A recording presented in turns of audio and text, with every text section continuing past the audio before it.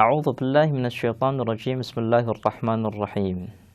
Alhamdulillahi rabbil alamin wassalatu wassalamu ala rasulil a'zam Muhammadin sallallahu alaihi wa alihi wasallam wa ala ahli baitihi at-tayyibin at-tahirin wa ashabihil muntajibin. Aqul lakum assalamu alaikum warahmatullahi wabarakatuh. Para pemirsa dan pendengar yang kami hormati, pada kesempatan yang lalu kita telah menyebutkan sifat pertama yang dijelaskan oleh Al-Imam Ali bin Abi Thalib, di mana sifat ini tidak boleh terlepas dari seorang imam, yaitu asmah, keterjagaan seseorang dari perbuatan maksiat dan kesalahan. Kemudian Al-Imam Ali bin Abi Thalib meneruskan penjelasannya, ayyakuna a'lamun nasi bihalalillahi wa haramih. Hendaknya seorang imam adalah orang yang paling berilmu dan paling mengetahui tentang hukum-hukum halal dan hukum-hukum haram. Wa dhurubi ahkamihi wa amrihi wa nahyih. Seorang imam harus lebih mengetahui dari umatnya tentang semua hukum-hukum Allah Subhanahu wa taala. Jami'i ma yahtaju ilaihi an-nasu wa yastaghni anhum. Semua apa yang dibutuhkan oleh manusia harus diketahui oleh seorang imam. Kemudian Imam Ali bin Abi Thalib menegaskan bahwa seorang imam tidak boleh lebih rendah daripada umatnya dalam sisi pengetahuan, sehingga bila mengatakan wa yastaghni anhum, seorang imam tidak perlu dengan umatnya dalam hal pengetahuan. Kenapa? Karena seorang imam adalah pemimpin. Seorang imam adalah orang pertama yang berhak untuk mengambil sikap dalam menentukan kondisi umat dan menentukan bagaimana umat itu hidup. Makanya Imam Ali bin Abi Thalib mensyaratkan bahwa seorang imam harus lebih pandai, lebih mengetahui daripada yang lainnya.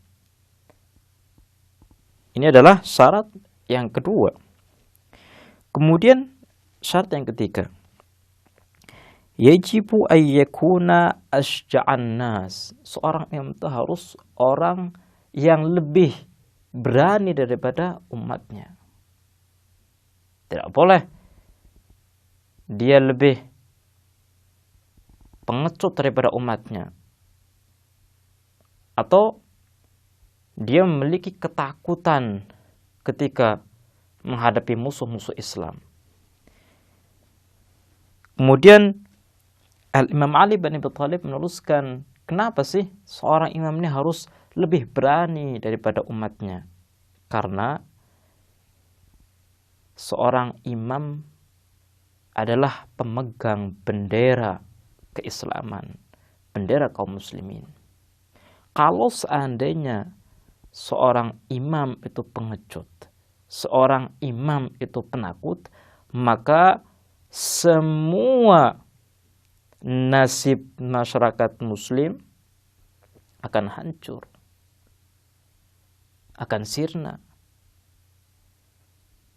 Ketika ada pihak luar yang mengancam masyarakat muslim, seorang imam diam saja, bahkan mengikuti ancaman, bahkan mengikuti apa yang diinginkan oleh musuh, sehingga yang menanggung akibatnya adalah kaum muslimin. Jadi syarat ini merupakan syarat yang harus dimiliki oleh seorang imam. Dia harus lebih berani daripada umatnya dalam menghadapi semua problem, dalam menghadapi semua tantangan, baik dari luar maupun dari dalam. Kemudian sifat yang lain adalah yajibu ayyakuna askhan nas. Seorang imam harus lebih dermawan daripada umatnya. Kenapa? wa in bakhila ahlul ardi kulluhum. Kata beliau, meskipun semua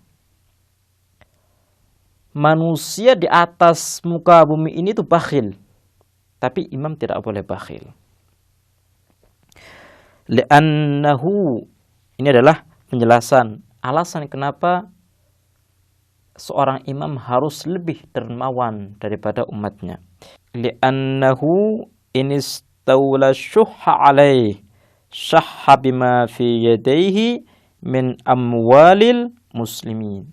Karena kalau seandainya sifat kikir sudah menguasai diri seorang imam, maka ia pun akan sulit untuk mengeluarkan Baitul Mal untuk kemaslahatan kaum muslimin. Dia akan menganggap bahwa Baitul Mal ini adalah miliknya. Dia akan berpikir 1000 kali untuk mengeluarkan Baitul Mal demi kemaslahatan kaum muslimin. Para pemirsa bisa melihat bagaimana indahnya penjelasan Al-Imam Ali bin Abi Thalib dalam mensifati seorang imam. Seorang imam harus maksum. Seorang imam harus orang yang paling pandai. Seorang imam harus orang yang paling alim. Seorang imam harus orang yang paling pemberani.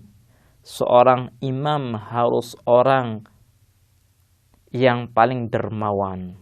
Semuanya akan membawa keberkahan kepada masyarakat muslim.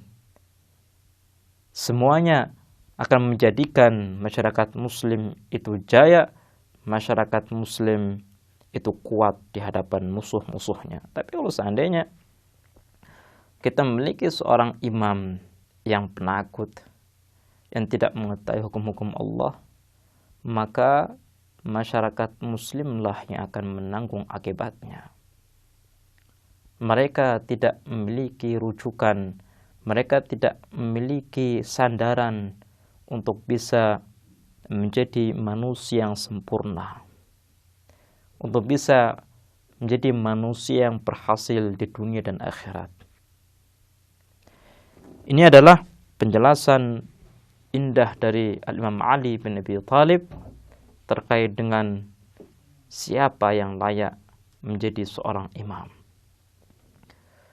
Sebelum kita beralih kepada pembahasan yang lain, saya ingin mengambil poin penting daripada penjelasan beliau, yaitu Allah Subhanahu wa ta'ala adalah zat yang ketika melakukan sesuatu maka perbuatannya pasti sempurna, pasti kuat. Ketika Allah Subhanahu wa ta'ala menjadikan manusia sebagai mukallaf, seorang yang harus melakukan taklifnya, dan manusia harus berusaha menjadi hamba yang benar-benar saleh, maka Allah pun menyempurnakan hujjahnya. Allah pun menyempurnakan fasilitasnya untuk semua umat manusia, dari akal, dari nabi, dari kitab, dari syariat, dan dari imam. Semuanya diperuntukkan untuk manusia supaya mereka bisa sampai kepada kesempurnaan yang hakiki. Ini merupakan suatu bentuk kasih sayang Allah Subhanahu wa ta'ala kepada kita, dan kita sebagai manusia harus selalu bersyukur padanya dan harus selalu berusaha untuk menanamkan rasa cinta dan tekad yang kuat untuk mengamalkan hukum-hukum Allah Subhanahu wa ta'ala. Baiklah pemirsa, kita akan lanjutkan bahasan kita tentang imamah di kesempatan yang lain. Kita akhiri. Wassalamualaikum warahmatullahi wabarakatuh.